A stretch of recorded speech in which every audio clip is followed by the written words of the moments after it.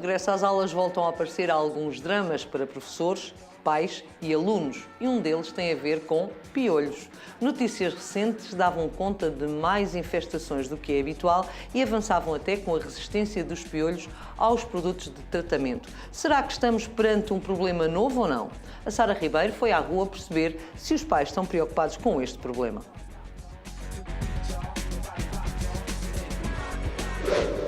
Piolhos, eles andam aí novamente e nós vamos para a rua perceber se os portugueses estão preocupados. Têm ouvido falar das recentes infestações de piolhos? Não. Não ouvi falar. Sim. Sim. Já ouvi falar várias vezes. Não está preocupado com o assunto, portanto. Preocupado estou, porque é uma questão de saúde pública. No entanto, não tenho tido conhecimento, como sabem, não tenho miúdos na família neste momento, portanto, não tenho tido grande proximidade com o assunto. Preocupa um bocado, mas há tratamentos, não é? Eu acho que isso sempre aconteceu. Para mim, acho que é normal. Confesso-lhe que a mim, nem muito, porque não tenho crianças nessa idade. No Saúde em Jogo de hoje vamos falar de piolhos. Seja bem-vindo e para sabermos tudo sobre este inseto que não é nada simpático, está comigo a interna de pediatria Sofia Carneiro, do Centro do Adolescente e da Criança e do Adolescente do Hospital CUF Descobertas. Doutora, muito obrigada por estar comigo. Pergunta que se impõe: o que são de facto piolhos? Bem, os piolhos, tal como disse, são insetos que parasitam algumas partes do nosso corpo. Neste momento vamos falar daquela que é mais comum, que são os piolhos que parasitam a nossa cabeça, especialmente a cabeça das nossas crianças. Apesar disso, eles podem existir noutras partes do corpo, como na zona pública, ou mesmo em todo o corpo, na nossa pele. Pronto, mas hoje aquele onde nos vamos centrar é de facto aqueles que dão comichão, que atingem, regra geral, os mais novos, também podem atingir as mães e outras pessoas, não é? Todas as pessoas podem ser atingidas. Pronto. De facto, quem é mais atingido são as crianças na fase pré-escolar, portanto, nos infantários, nas creches, Claro. e também na altura em que vão para a escola, portanto, Claro. principalmente no primeiro ciclo. São Aquilo as que nós crianças. sabemos, e acho que a doutora e toda a gente concordará comigo, é que o piolho não é de facto um inseto muito simpático. Haverá outros que poderão ser mais simpáticos, o piolho não será. E de facto a comichão e a coceira é um dos sintomas e um dos sinais que de facto estamos ali perante qualquer coisa que é diferente. Agora, o que eu queria mesmo saber é se são perigosos para a saúde ou não. Os piolhos, de uma forma geral, são benignos. Uma infestação por piolhos, apesar de muito frequente, não traz, de uma maneira geral, grandes perigos para a saúde. No entanto, como disse, a coceira, o sinal de comichão na cabeça é aquele sinal que nos preocupa e as crianças, quando têm comichão, coçam. Claro. E, portanto, esse coçar frequente e continuado pode levar a lesões na pele, na cabeça, no couro cabeludo, que é disto que estamos a falar, que podem provocar infecções secundárias por bactérias. E aí sim pode se tornar uma questão importante. Uma questão problemática, pelo menos. Porque aquilo que muitas vezes se sabe é que nem sempre é fácil acabar com o problema dos piolhos, ou seja, por vezes há miúdos e mesmo adultos que mantêm o problema durante vários tempo, muito mais, primeiro, mais do que aquele que queriam, é lógico, mas mesmo por anos, doutora. Isto, porquê é que acontece? Não parece haver assim uma diferença tão grande anual relativamente à infestação por piolhos. Há relatos na Bíblia de existência de piolhos, existem identificados piolhos em múmias, portanto é uma coisa que tem acompanhado toda a história. Onde há cabelo pode haver piolho, é isso? É um bocado isso, onde há pele e cabelo, logicamente. Exatamente, portanto não é uma situação nova, não é um problema novo e também não tem propriamente uma sequência, portanto não é numa periodicidade, não acontece de X em X anos, não, tem-se mantido estável ao longo do tempo, mas de facto é um problema que afeta muita gente e muitas vezes as mesmas pessoas. E durante muito tempo, pode ser durante muito tempo, não é? Porque é que numas pessoas, de facto, se consegue eliminar mais rápido e noutras demora mais tempo? Há algum motivo para isso ou não? Têm vindo a ser estudadas algum tipo de resistência que os piolhos têm adquirido. Na verdade, os estudos não mostram que essas pequenas diferenças que têm sido encontradas são clinicamente relevantes. Parece a maior resistência ou reinfestação por piolhos parece estar mais associada a uma técnica não muito correta da aplicação dos medicamentos, ou de não se colocar as vezes que são necessárias, ou de não se tratar as pessoas que estão à nossa volta e que também deveriam ser tratadas, muito mais relacionado com a má técnica do que propriamente com as resistências dos Portanto, piolhos. não haverá um problema, digamos assim, com os produtos que de facto, por exemplo, nós ouvimos falar muito na resistência aos antibióticos, que de facto, devido a tomarmos muitos antibióticos, acabamos por desenvolver resistências. Não se passa isso com os medicamentos para tratar este problema? Haverá zonas do mundo onde o piolho por si só está a ganhar esse tipo de resistência, mais ou menos como o antibiótico. Nós não temos dados em Portugal que demonstrem esse tipo de resistência, mas também se sabe que mesmo aqueles que são encontrados em laboratório com esse tipo de alteração, que isso não parece ser clinicamente relevante, ou seja, que não é por aí que deixamos ou não ter sucesso num tratamento. É muito mais pelas pessoas não fazerem o tratamento bem feito, na altura correta, muito mais por aí do que pela resistência. Então, agora vamos centrar-nos num caso. Vamos imaginar que, de facto, uma criança com 2 anos, rapaz, vai para a creche, vamos lá, e apanha piolhos.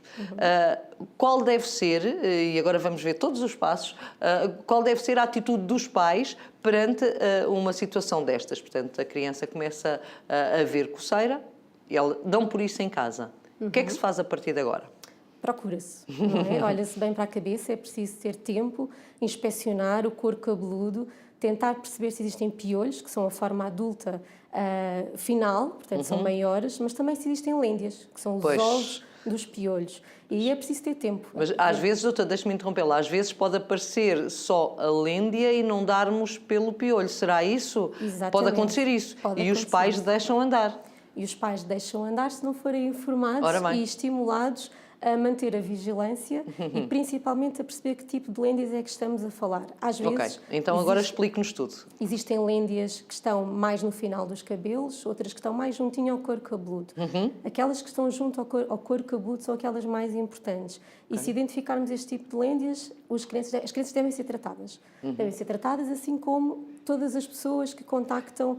Espera aí, e como é que nós percebemos que aquelas lêndias estão ali, são de facto as importantes? Elas têm alguma cor específica, têm alguma coisa, alguma notoriedade que de facto a nós que estamos do outro lado e que não somos médicos consigamos identificar ou não? É difícil. Na teoria pode acontecer, mas na prática o que temos que ver é se elas estão mais próximas do couro cabeludo ou não. Quanto mais próximo do couro cabeludo, mais parece que elas têm potencial para se desenvolverem e tornarem-se piolhos. Portanto, é mais. E são um género de ovos, são um género de ovinhos pequeninos, talvez? São pequeninos, alguns branquiçados, outros mais castanhos. E podem haver centenas no couro cabeludo e até mesmo milhares, sendo que o mais habitual é, claro, não haver assim tantas quanto isso, porque no nosso país nós tratamos precocemente. Mas podem haver muitas. A utilização de uma lupa poderá ser um bom elemento para chegarmos aonde queremos ou não? Ajuda. Sim. Ajuda muito, não é? Ajuda. Nesta identificação. Entanto, eu acho que é importante realçar os sintomas. Portanto, comichão no couro cabeludo, atrás das orelhas, na zona do pescoço, numa criança, ou por exemplo, uma criança que dormia bem até agora e de repente acorda durante a noite com comichão ou sem perceber bem o que é, nós temos que pensar que poderão existir piolhos, porque os piolhos têm uma atividade mais intensa durante a noite, no escuro. Portanto, aquilo que nos fica desta nossa primeira parte é que, à partida, poderão os piolhos estar a desenvolver resistências de facto aos medicamentos, mas não temos comprovação científica nenhuma nesse sentido.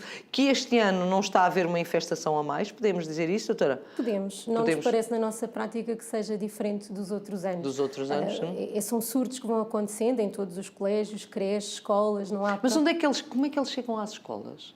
Porque há aqui, não sei se isto é um mito ou não, há aqui algo que se diz sempre que o piolho habitualmente desenvolve-se onde há pouca higiene. Isto é real? Totalmente mito. E essa é uma das coisas que eu acho que é importante passar. O piolho não escolhe propriamente ninguém em particular. Podemos ser todos atingidos pelo piolho.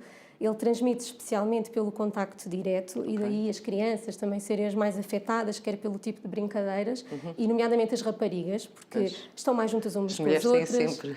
Apanham tudo. Têm mais brincadeiras à volta do cabelo, com os penteados. Têm uma brincadeira mais próxima. Os rapazes, por outro lado, têm uma brincadeira muito mais de jogar, de impacto, mas com pouco contacto mantido. E de onde é que vem? De onde é que eles vêm? Como é que eles aparecem? Quer dizer, é pelo contágio, de facto, mas imagino que as creches tenham alguns cuidados, por exemplo, na limpeza, com a limpeza e com tudo isso. Portanto, não será daí, a doutora também já disse.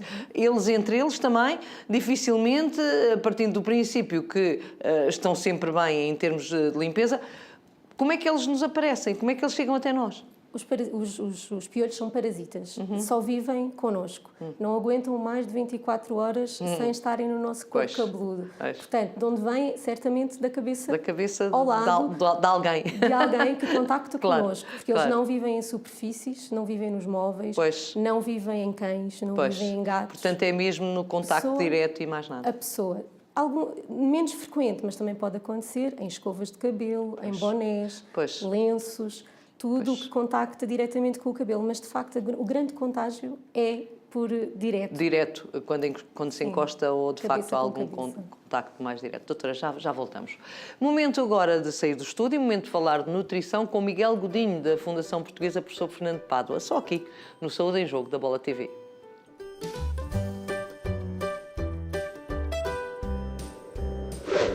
Olá! Comer bem, ter um estilo de vida saudável e praticar atividade física parecem estar na moda. Não gosto de conceber que a alimentação saudável e uns hábitos de vida sustentáveis e saudáveis são apenas uma moda. Acho que vieram para ficar. Contudo, algumas pessoas começam a procurar muita informação na internet ou nos meios de comunicação e por vezes podem exagerar no cuidado que têm com a alimentação. Embora ainda não seja reconhecido pela psiquiatria, existe já um nome para o distúrbio das pessoas que se preocupam demasiado com a alimentação saudável. Chama-se ortorexia. Estes distúrbios levam muitas vezes a que os indivíduos tenham alguns distúrbios na sua composição corporal que podem ser confundidos com a anorexia nervosa. Afinal, o que é a ortorexia? É um excesso de preocupação com tudo que os indivíduos comem e normalmente passa por analisar os rótulos alimentares com extremo cuidado, optando sempre por alimentos o mais frescos ou parecidos com a natureza possível, evitando tudo o que seja processado e, em muitos dos casos, evitando também as carnes vermelhas. E no caso das pessoas com ortorexia, estas evidências são notórias. As carências nutricionais podem levar a desenvolver muitas doenças devido à falta de aporte de vitaminas, de lípidos, de gordura, de proteínas e também de minerais. Se a pessoa mostrar sinais de desnutrição, deve consultar um nutricionista ou um psiquiatra para tentar diagnosticar esta situação. A preocupação com a alimentação saudável e um estilo de vida devem estar incutidos em todos nós. Como em tudo, devemos levar a vida e a alimentação saudável com moderação. Aliás, a moderação é uma das palavras-chave da nutrição. Até para a semana. Foi o espaço Somos o que Comemos com o nutricionista Miguel Godinho. Aqui no estúdio falamos de piolhos, com a interna de pediatria, a doutora Sofia Carneiro. Doutora, vamos agora então, já vimos, já identificámos que aquela criança de 2 anos veio da creche, trazia piolhos e os pais estão perante um caso de piolhos. E agora, o que é que nós fazemos? Portanto, vamos ao médico, vamos ao farmacêutico, decidimos por nós colocar algum produto, como é que é? Primeira parte, é importante que a escola perceba que existe um caso e notifique os restantes pais. Não é preciso dizer qual é a criança, porque existe sempre um estigma associado, mas é importante dizer que existem casos de piolhos na escola. E, portanto, os pais fazem a sua parte, que é olharem para a cabeça, perceberem se existe piolhos e, detectando piolhos ou lêndias, daquelas que falámos, é importante começar o tratamento precocemente. Logo. Não é preciso sempre ir ao médico. Não? Não é preciso sempre ir ao médico. Podemos ir à farmácia, comprar um medicamento para os piolhos, e eles existem inúmeros, se calhar já vamos O problema falar. é esse, pois é que são tantos que existem, que às tantas talvez uma pessoa se possa também baralhar. Mas pronto. Sim, mas a primeira linha de tratamento é sempre tópica, portanto... Isso significa que, lá para casa, para quem não souber... Significa que estamos a falar de uma série de loções que se aplicam no couro cabeludo... Tipo shampoos, digamos. Tipo shampoos, e que promovem a morte dos piolhos. Dos ditos cujos. Independentemente de quais sejam, mas esse é o tipo de mecanismo. Sim. Depois, iniciar o tratamento precocemente, logo detecte que existem piolhos. E a segunda parte é aplicá-lo bem. Portanto, a maior parte destes Que é isso que muita gente não faz. que é aqui a grande falha da terapêutica. Aplicar no cabelo com as indicações que existem e depois voltar a reaplicar de novo o produto passado cerca de uma semana. E, portanto, diga-me uma coisa. Portanto, quando diz que temos de aplicar bem, que género de ação, de mecanismo é que temos de fazer para que, de facto, ele fique de acordo com aquilo que mandam as regras da aplicação? Na maior parte dos produtos devemos molhar bem o cabelo. Primeiro. Com água que pode ser fria, não precisa de ser quente, até porque o quente pode aumentar a absorção do químico no nosso couro cabeludo. Sim. E depois devemos espalhar muito bem a loção, deixar atuar as horas que vêm descritas, às vezes são 5, outras vezes são 6, depende do produto. Esperar Sem lavar. Sem lavar, com shampoo, nem com água, deixar Nada. atuar. Depois disto acontecer, pode ser retirado com água uma vez mais fria. Ao fim daquelas horas que está programado. E depois devemos fazer a remoção manual, não é? Retirar com um pente fino. Tem de se comprar um pente especial. Há um específico pente especial, sim, que se para- compra nas farmácias e em qualquer lado. Habitualmente, Sim. pentes finos, passar cada cabelo, Pois. madeixa, para retirar o que fica. Esse é que é um trabalho lento, não é? Porque muitas vezes é aí que nós não percebemos se tem ou se não tem. E de facto, os pais, a regra geral, fazem isso e depois pensam, já não tem nada. E já não voltam a aplicar. E aí é que pode estar o drama. Exatamente, aqui é preciso tempo e paciência e muitas vezes nós na nossa vida atarefada não verdade. temos tempo para esta etapa que é remover com calma. Claro, Não é? claro. E os nossos avós se calhar tinham mais tempo Pois tinham. e neste momento queremos as coisas muito mais rápidas. Rápidas e passamos, céleres. saltamos passos. Claro. Então é muito importante essa remoção. E a partir daí, o menino de 2 anos tinha vindo da escola, Sim, o tal menino poderá regressar à escola. poderá regressar. Agora, temos aqui outro problema e a doutora já falou nele. Este é o problema em casa, não é? E os pais aí também têm de ter cuidado com eles próprios, não é? Têm. Com os irmãos e com tudo isso, porque Todas as pessoas devem ser rastreadas, ou seja, devemos ver a cabeça de toda a gente em casa. toda a gente em casa. Procurar. Ainda assim, os estudos demonstram que as pessoas que dormem connosco, por exemplo, no mesmo quarto ou na mesma cama, que tenham contacto mais próximo, devem ser à mesma tratadas, porque a probabilidade de contacto direto é muito grande. Mesmo que não tenham, mesmo que não se perceba se têm ou não Mesmo alguma que coisa. não se identifiquem. Ora É bem, muito isso é importante. importante. E outra coisa que é importante e que se calhar vou dizer uma grande asneira, mas se calhar alguém já lhe perguntou isso também. Se tivermos animais em casa, os animais também podem eles ser atingidos por isto ou não? Não. Não. Portanto, o piolho não passa dos humanos para os animais. Nem dos animais para os humanos. Nem ao contrário. Portanto, Este tipo de piolho. não há possibilidade aqui de ligação nenhuma e, portanto, é só mesmo entre os humanos. Ok. Já vimos que em casa como é que se faz, vamos agora para a creche do tal menino de 2 Deixa-me anos. só complementar, ainda em casa, para que não exista a reinfestação Sim. e a tão falada resistência ao piolho, Pois. é importante lavar tudo o que teve em contacto com a criança nos últimos 2 dias Ok. prévios. Ou seja, chapéus, devemos lavar a escova de cabelo Claro. com álcool, com sabão, tudo, e todas as roupas a mais de 60 graus. Portanto, se Sempre. nós fizermos isto tudo e não lavarmos a almofada, Fica lá o problema na mesma. fica o problema na mesma. Pronto, e esse é que é. Tá bem. Portanto, a regra geral aconselha-se a mudar de almofada mesmo. Lavar. Mais de 60 Pelo menos graus. lavar. Sim, Ok. 60 graus mata o Claro. piolho. Portanto, Mas é a lavar almofada, tudo. não é só a fronha. É Não, a almofada mesmo. almofada, Claro. fronha, tudo. E aquilo que não é lavável deve ser fechado dentro de sacos. Ok. Durante E 15 diga-me uma dias. coisa, durante 15 dias? 15 dias fechado dentro de sacos, até porque eles aí vão morrer. Exatamente, Eles aí por vão morrer. asfixia. Asfixia. E o colchão? O colchão deve ser aspirado o máximo que se conseguir, especialmente com aqueles que temos aspiradores a vácuo. Sim. Não é lavável, obviamente, pois, a isso maior é parte complicado. deles, mas alguns têm capas. Pois. E essas capas também devem ser lavadas Também a devem ser 60 lavadas graus. a 60 graus para ficar tudo tranquilo. Ok, vamos agora para a creche. E então na creche o problema aí se calhar será ainda maior, porque se calhar basta haver um menino como este, que de facto tinha o problema, para que de facto transmita a muitos outros, quer a empregados, quer a educadores, quer até aos próprios colegas. Como é que é? Verdade, os princípios mantêm-se. Ora bem, não é igual. Existe um caso, vamos rastrear todos. Não esquecer que aquele caso que falámos do menino de 2 anos quem foram encontrados piolhos naquele dia já tinha piolhos há mais tempo. De outro menino que se calhar estava lá, Portanto, também não na faz mesma sentido creche. tirar Claro. as crianças da escola de urgência, Claro. porque o problema já existia. Portanto, os princípios são os mesmos, lavar tudo o que está em contacto, Claro. avisar os pais e tratar precocemente. Doutora, tratamentos, já vimos que existe uma panóplia enorme de produtos nas farmácias. Já me disse também que a primeira linha de tratamento será com as tais loções em tipo de shampoo, mais ou menos parecido com um shampoo, não será um shampoo, mas pronto, por aí para as pessoas mais ou menos estarem a ver o que é. Quando mesmo assim não passa dessa maneira, há outros tratamentos que se possam recorrer?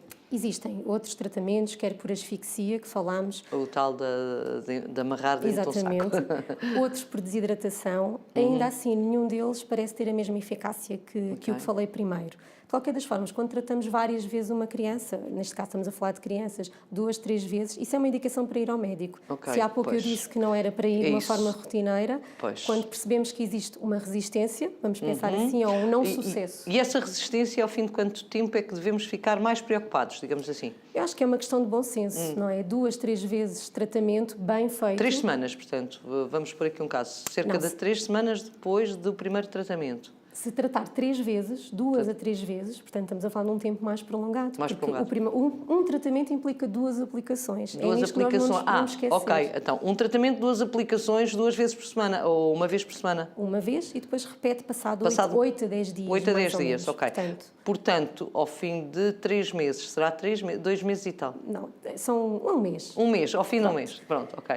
Aqui a questão é, nós percebemos que não está a resultar, continuamos a ver piolhos ou lêndias junto ao couro cabeludo, porque as outras lêndias que estão pelo resto do cabelo, essas não são importantes.